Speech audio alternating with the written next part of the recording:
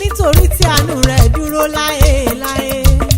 Òní ọjọ́ yìí 15 oṣù kẹjọ ọdún ní ṣàyájọ́ ọjọ́ tí ìyá olóríire abiyamọ bọ̀jà gbọ̀rọ̀gbọ̀rọ̀ alátìlẹ́yìn àwọn ọmọ rẹ̀ afàdúrà jagun fáwọn ọmọlẹ́yẹ Felicia Ayafalọ́dún tó kọ́ mọ́ omi ayé. Onísáàmù ní ẹ fi ọpẹ́ fún Olúwa nítorí tí ó ṣeun, nítorí tí àánú rẹ̀ dúró láéláé. Abiyamọ tòótọ́ bó o sì wá ń ṣọpẹ́ ní tòní, ẹnu ọpẹ́ rẹ̀ ò mọ̀ nìkan láṣáda ní wáyé. Ìyá aláyé ire mọ́ ọgbọ́n bí mo ti ń wí o.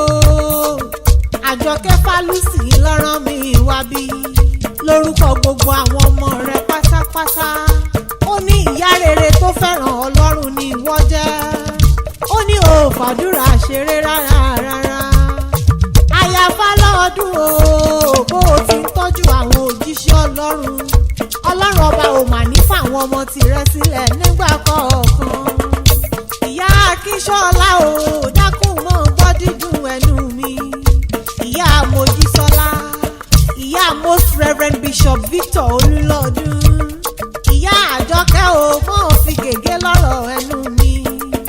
Ìyá Olúwafẹ́mi, ó ti ìyá kí n wá bá ọ délé. Ire-Ekiti níṣèlú bàbá àtìyá rẹ̀. Wọ́n kì í ọ́ bí ológun ẹrú o, má kì í ọ́ bí oníwọ̀fà ọgbọ̀n.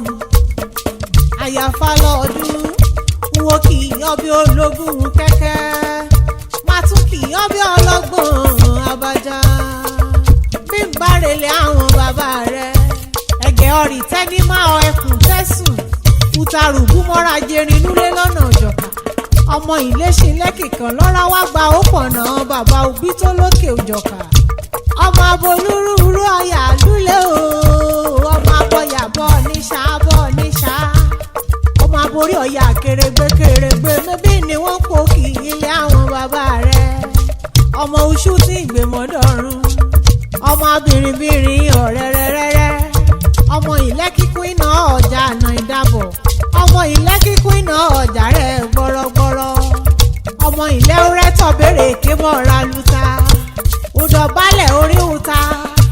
Ẹ̀já àmọ̀bá àmọ̀mọ̀ Ìjọ̀ká rìn, àmọ̀ ìkì inú iṣẹ́, àmọ̀ ìkè yín dùn.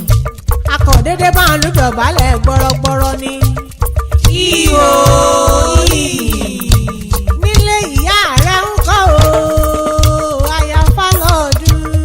Ọmọ ọlọ́rẹ̀ ọ̀rẹ́ mu tòtò ṣàgbàrá. Ọ̀rẹ́ yìí ṣe bí èjì kì mọ́rin jàre wí. Òréré kọ̀nàgbọ́n ìlégbè ṣàìtẹ̀rín. Òréré rà kàn án múdán èṣì òkì ìṣe èṣì á jẹ́ wúkìrìrì. Ọmọ eléjò gbára gàdà kì í ṣeré orí ògún ìtìyàn. Ọmọ ọmọlẹ̀kẹ́ ẹ̀gbọ̀nà kan pé wọ́n torí òrùlé ṣàn yọ.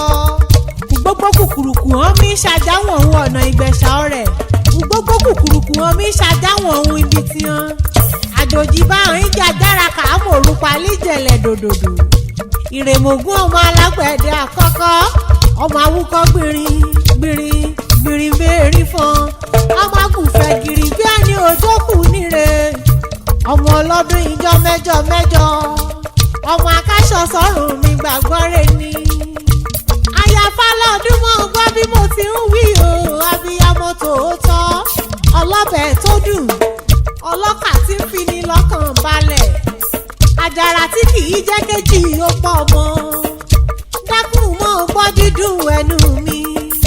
Ọmọlẹ́yẹ Felicia Ayafalọ́dún, ìyá Akínsọ́lá, ìyá Mojísọ́lá, ìyá Most Reverend Bishop Victor Olúlọ́dún, ìyá Àjọkẹ́, ìyá Olúwafẹ́mi. Ọjọ́ alẹ́ rẹ̀ ìrọ̀rùn ni lórúkọ Jésù Kristi ọba. Dídùn ìlà ń bálé olóyin láyé bí. Ìkorò ọmọ níwọ̀nú ọ̀rọ̀ rẹ̀ láṣáda ní ìwáyé. Lórí ọmọ, lórí ẹbí, lórí ará. Ọmọ ní báwọn ké oníṣòro. Kí Olúwa bù sí fún ọ, kó pa ọmọ tẹ̀bí tààrà. Kó ṣí ojú rẹ̀ kó mọ́lẹ̀ sí ọ lára. Kó ṣàánú fún ọ ní gbogbo ọ̀nà. Kí àlá ọkàn àti èrò rẹ nínú Kristi Jésù lọ́jọ́ ayé.